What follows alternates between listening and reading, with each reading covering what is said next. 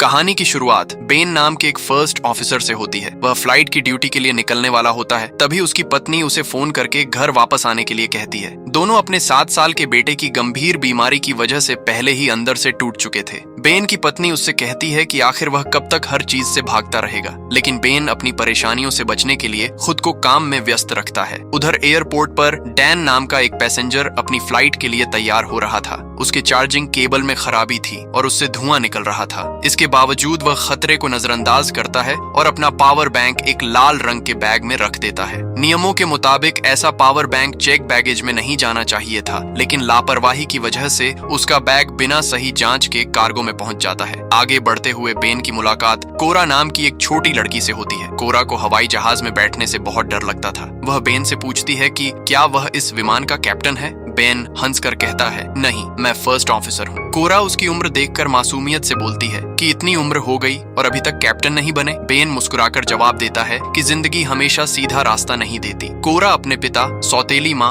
और सौतेले भाई फिन के साथ सफर कर रही थी, लेकिन कोरा को अपनी सौतेली माँ बिल्कुल पसंद नहीं थी। उसकी असली माँ ने उसकी सुरक्षा के लिए उसके कपड़ों में एक जीपीएस ट्रैकर लगाया हुआ था, जिसकी लोकेशन कोरा अपने फोन से देख सकती थी। कुछ देर बाद डैन का लाल बैग कार्गो में लोड कर दिया जाता है। ये फ्लाइट लॉस एंजलिस से शंघाई जा रही थी। प्लेन में कुछ ई स्पोर्ट्स खिलाड़ी भी मौजूद थे। उनमें से एक अमेरिकी खिलाड़ी चीनी खिलाड़ियों का मजाक उड़ाने लगता है। उसकी टीम का कैप्टन भी अपने साथी का साथ देता है, लेकिन कोच बीच में आकर माफी मांग लेता है और मामला शांत हो जाता है। इस फ्लाइट के कैप्टन का नाम रिचर्ड था। आखिरकार विमान उड़ान भरता है। उड़ान के दौरान बेन के अतीत का पता चलता है। वह पहले एयर फोर्स में काम करता था, लेकिन उसके एक सीनियर ऑफिसर ने नियमों का सही पालन नहीं किया था। बेन ने इसका विरोध किया और मामला इतना बढ़ गया कि उसने उस अधिकारी पर हाथ उठा दिया। इस गलती की वजह से बेन ने अपनी नौकरी, पेंशन और बाकी फायदे खो दिए थे। अब वह एक छोटी एयरलाइन में फर्स्ट ऑफिसर की नौकरी कर रहा था। दूसरी तरफ ई स्पोर्ट्स खिलाड़ी लिली अपने कैप्टन सैम से पूछती है कि वह उसका लेटर पढ़ने से इतना डर क्यों रहा है। सैम कहता है कि वह डर नहीं रहा, बस चीन पहुंचने के बाद उसे पढ़ेगा। इसके बाद सैम वॉशरूम की तरफ चला जाता है। असल में उसने लिली के लेटर्स अपने फोन कवर में छिपाकर रखे हुए थे। इधर कोरा का पिता उसे समझाने की कोशिश करता है। वह कहता है कि कम से कम अपने छोटे भाई फिन के साथ थोड़ा अच्छा व्यवहार करो, लेकिन कोरा उसकी बात नहीं सुनती। उसे अपनी स्टेप मदर बिल्कुल पसंद नहीं थी। कोरा का पिता वॉशरूम चला जाता है और थोड़ी देर बाद उसकी स्टेप मदर भी उसके पीछे चली जाती है। इसी दौरान कार्गो में पड़ा डैन का खराब पावर बैंक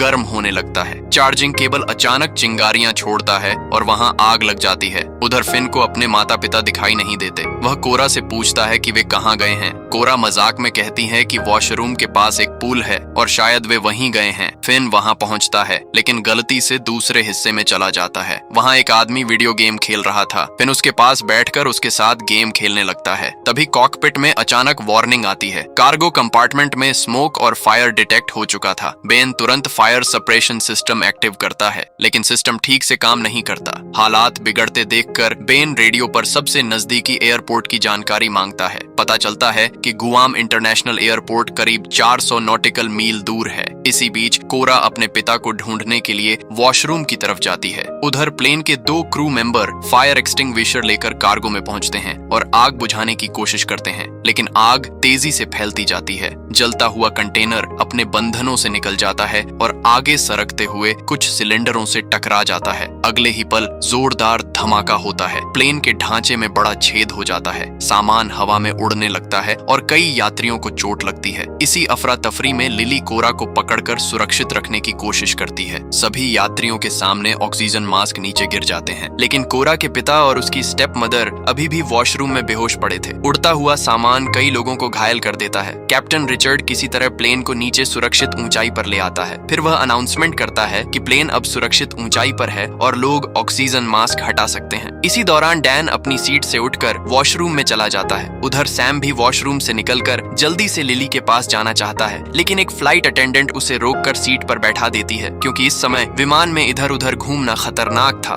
डैन वॉशरूम में बैठकर स्मोकिंग करने लगता है। तभी कार्गो में लगी आग और ज्यादा फैल जाती है। जलता हुआ कंटेनर इंजन से टकरा जाता है। इंजन बुरी तरह फट जाता है और प्लेन के साइड में एक और और बड़ा छेद हो जाता है। कुछ यात्री सीधे बाहर गिरने लगते हैं। अब स्थिति पूरी तरह नियंत्रण से बाहर हो चुकी थी। फ्लाइट कंट्रोल्स जवाब देना बंद कर देते हैं। प्लेन खुले समुद्र के ऊपर था। थोड़ी ही देर में दूसरा इंजन भी आग पकड़ लेता है। अब प्लेन की पावर और रेडियो कम्युनिकेशन दोनों खत्म हो जाते हैं। हालात बिगड़ते देखकर बेन तुरंत रैम एयर टरबाइन डिप्लॉय करता है। इससे प्लेन के जरूरी इंस्ट्रूमेंट्स दोबारा चालू हो जाते हैं और उन्हें उम्मीद की एक छोटी सी किरण दिखाई देती है। उधर कोरा अपने मम्मी पापा की तरफ भागने लगती है, लेकिन एक फ्लाइट अटेंडेंट उसे पकड़कर रोक लेती है। अब कैप्टन रिचर्ड समझ जाता है कि प्लेन को समुद्र में ही उतारना पड़ेगा। वह बेन से कहता है कि तुरंत फ्यूल बाहर निकालना शुरू करो। फिर वह यात्रियों को अनाउंसमेंट करके इम्पैक्ट के लिए तैयार रहने को कहता है। सभी लोग डर के मारे अपनी सीटों पर झुक जाते हैं। प्लेन बहुत तेजी से नीचे जा रहा था। कॉकपिट में रिचर्ड और बेन लगातार सोच रहे थे कि इस हालत में लैंडिंग कैसे की जाए। बेन सलाह देता है कि प्लेन को मोड़कर समुद्र की लहरों के समानांतर उतारना चाहिए।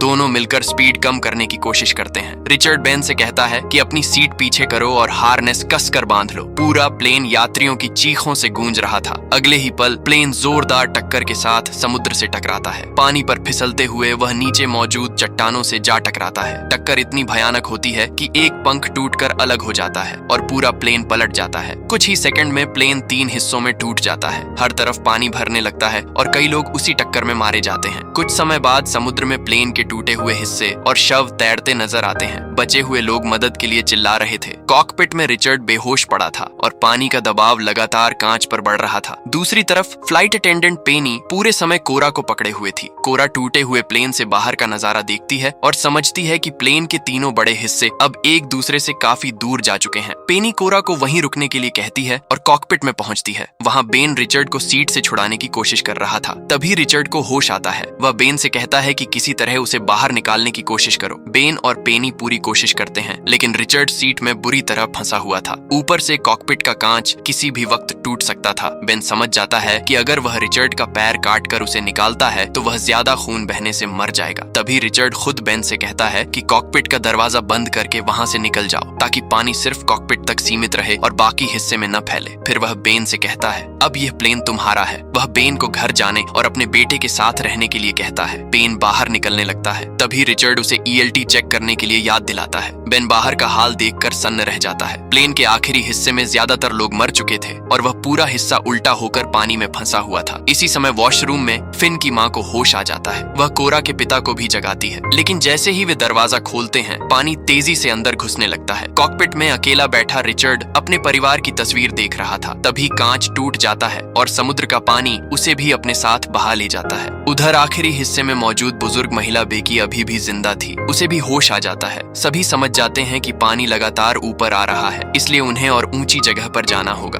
अब बेन को याद आता है कि हर विमान में एक ELT यानी इमरजेंसी लोकेटर ट्रांसमीटर होता है, जो प्लेन की लोकेशन रेस्क्यू टीम तक भेज सकता है। ये डिवाइस प्लेन के बीच वाले हिस्से में था। बेन फैसला करता है कि वह खुद तैरकर वहां जाएगा और देखेगा कि ELT अपने आप एक्टिव हुआ या नहीं। वह लाइफ राफ्ट पेनी और कोरा के पास छोड़ देता है, लेकिन पेनी बताती है कि कोरा पहले एक प्रोफेशनल स्विमर रह चुकी है। कोरा भी अपने मम्मी पापा और भाई फिन को ढूंढने के लिए साथ चलने की जिद करती है। पेनी उसे समझाती है कि यहीं रुको और अपने जूतों का ध्यान रखना। इतना कहकर पेनी खुद पानी में उतर जाती है। पेनी के जाते ही कोरा की नजर समुद्र में घूम रही शार्क्स पर पड़ती है। वह जोर जोर से चिल्लाकर पेनी को चेतावनी देती है, लेकिन पेनी उसकी बात सुन नहीं पाती। बेन राफ्ट को पानी में उतारता है और दोनों पेनी की तरफ बढ़ने लगते हैं। दूसरी तरफ प्लेन के आखिरी हिस्से में फंसे लोग सिर्फ एक एयर पॉकेट की वजह से जिंदा थे। अगर वे बाहर निकलने के लिए दरवाजा खोलते तो पूरा हिस्सा पानी में डूब जाता। उधर शार्क अब पेनी के बेहद करीब पहुंच चुकी थी। उसे दूर से कोरा की आवाज तो सुनाई देती है, लेकिन वह समझ नहीं पाती कि कोरा क्या कह रही है। अगले ही पल शार्क पेनी पर हमला कर देती है। बेन पूरी कोशिश करता है कि पेनी को ऊपर खींच सके, लेकिन वह उसे बचा नहीं पाता। इसके बाद शार्क उनकी राफ्ट पर भी हमला करती है। बेन एक चप्पू से उसे पीछे हटाने की कोशिश करता है और किसी तरह शार्क को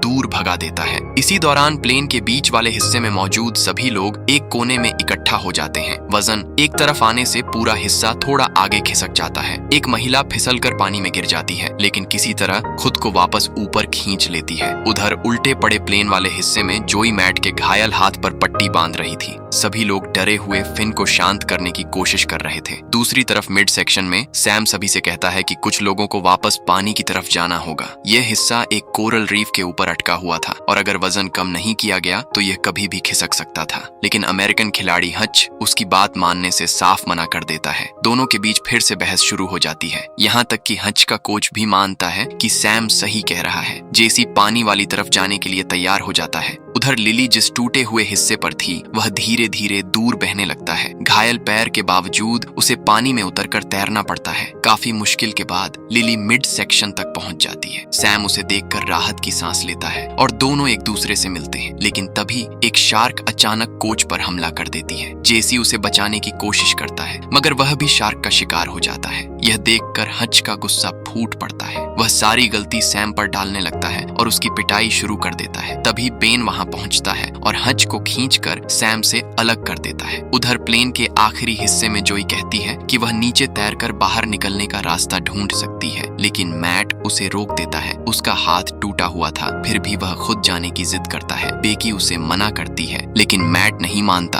और एक हाथ के सहारे पानी में उतर जाता है। वह प्लेन के नीचे से रास्ता बनाते हुए आखिरकार सतह तक पहुंच जाता है। ऊपर आते ही वह जोर जोर से मदद के लिए चिल्लाने लगता है। तभी उसे कोरा के पिता दिखाई देते हैं, लेकिन अगले ही पल एक शार्क उन पर हमला कर देती है। यह देखकर मैट दहशत में चीखने लगता है। वापस मिड सेक्शन में बेन सबको बताता है कि वे लोग सच में बहुत भाग्यशाली हैं। प्लेन में कुल 233 लोग थे, लेकिन अब मुश्किल से 30 लोग ही जिंदा बचे थे। वहाँ कुछ लाइफ राफ्ट भी मौजूद थी। बेन ELT ढूंढना शुरू करता है और आखिरकार उसे चालू कर देता है। फिर उसे संभालने के लिए डैन को दे देता है। तभी दूसरी तरफ एक शार्क कोरा की तरफ बढ़ती है। बेन दौड़कर उसकी जान बचा लेता है, लेकिन परेशानी यहीं खत्म नहीं होती। उनकी एक राफ्ट बहकर दूर चली जाती है और मिड सेक्शन में फिर से पानी भरने लगता है। इसी अफरा तफरी में डैन के हाथ से ELT छूटकर समुद्र में गिर जाता है। उधर सैम एक सूटकेस का सहारा लेकर अलग तैर रहा था। उसके साथ बेहोश पड़ा हच भी था। जब बेन डैन से ELT मांगता है तो डैन बताता है कि वह पानी में गिर चुका है। ऊपर से वह उल्टा बेन को ही सुनाने लगता है कि अगर वह इतना जरूरी था तो खुद पकड़कर रखना चाहिए था। इसी दौरान कोरा दूर सैम को तैरते हुए देख लेती है। बेन समझ जाता है कि अब उन्हें सैम और हच को भी बचाना पड़ेगा, लेकिन चारों तरफ शार्क्स घूम रही थी। डैन वहां जाने से मना कर देता है। वह अपनी जान खतरे में नहीं डालना चाहता था।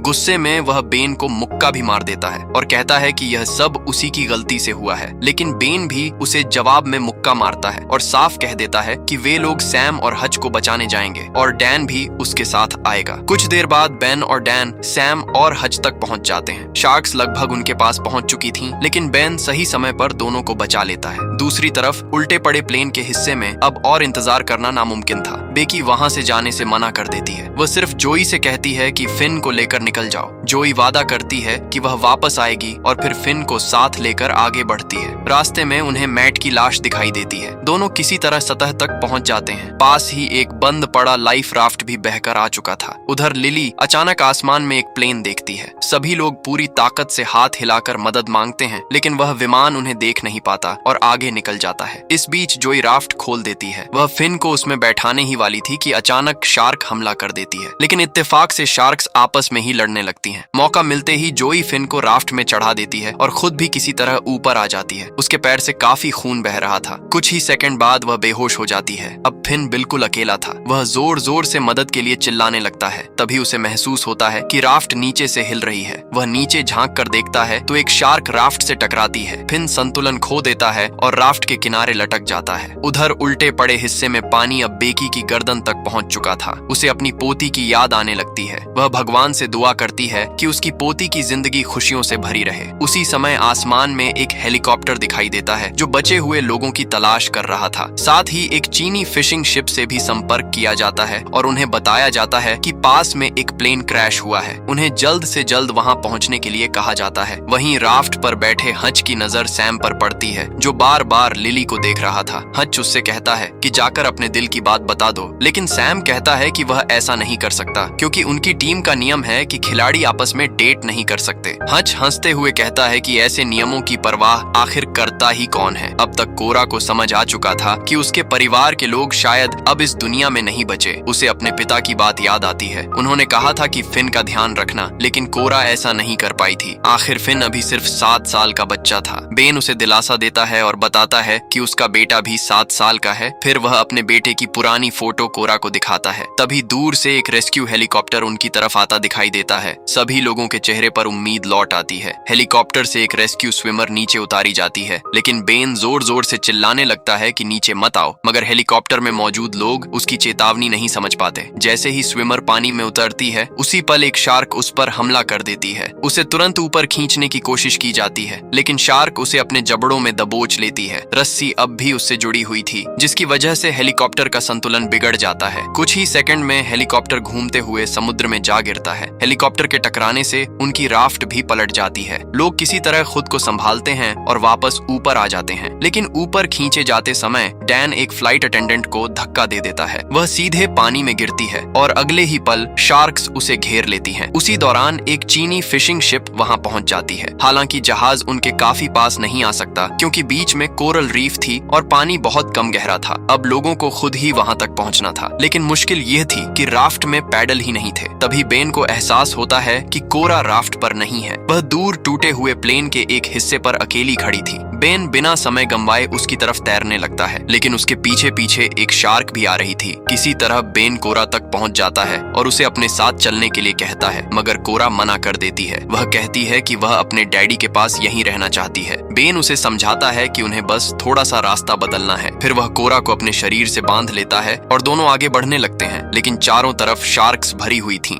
यह देखकर चीनी मछुआरे एक बड़ा फैसला लेते हैं। वे अपनी पकड़ी हुई सारी मछलियां समुद्र में फेंक देते हैं। मछलियों को देखते ही शार्क्स का ध्यान उनकी तरफ चला जाता है, लेकिन कुछ शार्क्स अब भी बेन और कोरा का पीछा कर रही थीं। तभी बेन अपनी फ्लेयर गन निकालता है और एक शार्क पर फायर कर देता है। इससे बाकी शार्क्स भी दिशा बदल देती हैं और मछलियों की तरफ चली जाती हैं। अब बेन और कोरा के पास आगे बढ़ने का मौका था। उधर डैन को पानी में तैरता हुआ सिगरेट का पैकेट दिखाई देता है। वह उसे उठाकर राफ्ट के किनारे बैठ जाता है और आराम से सिगरेट पीने लगता है, लेकिन उसकी यह खुशी ज्यादा देर नहीं टिकती। अगले ही पल एक शार्क उस पर हमला कर देती है और उसे समुद्र में खींच ले जाती है। उसकी मौत के बाद बाकी लोग आगे बढ़ते हैं। आखिरकार सभी बचे हुए लोगों को सुरक्षित बचा लिया जाता है। इसके बाद सैम लिली से बात करता है। वह कहता है कि उसने उसका लेटर कभी नहीं पढ़ा और अब तो वह शायद समुद्र की गहराइयों में कहीं खो चुका होगा। लेकिन लिली मुस्कुराकर कहती है कि उसे पता है सैम ने वह लेटर पढ़ लिया था। वह सिर्फ टीम के नियमों की वजह से अपनी भावनाएं छुपा रहा था। यह सुनकर सैम धीरे से उसके माथे पर किस कर देता है। थोड़ी देर बाद बेन कोरा के पास आता है। तभी अचानक सभी लोगों के फोन में नेटवर्क आ जाता है। कोरा तुरंत बेन का फोन मांगती है और फिन के जीपीएस ट्रैकर की लोकेशन चेक करती है। लोकेशन मिलने के बाद सभी उस दिशा में बढ़ते हैं। वहां उन्हें एक राफ्ट दिखाई देती है जिसमें जोई बेहोश पड़ी हुई थी। कुछ ही देर बाद जोई को होश आ जाता है। फिर वह अपने पास लेटे हुए फिन की तरफ इशारा करती है। फिन को देखते ही कोरा की आंखों में खुशी के आंसू आ जाते हैं। उसे यकीन नहीं हो रहा था कि उसका छोटा भाई जिंदा है। कोरा फिन को गले लगा लेती है और उससे माफी मांगती है। आखिरकार दोनों भाई बहन फिर से एक दूसरे के साथ थे। इस भयानक हादसे के बाद बेन अपनी पत्नी को फोन करता है। फिर वह अपने बेटे से बात करता है और उससे कहता है, मैं घर वापस आ रहा हूँ। बेन जिस दर्द से बचने के लिए अपने परिवार से दूर भाग रहा था,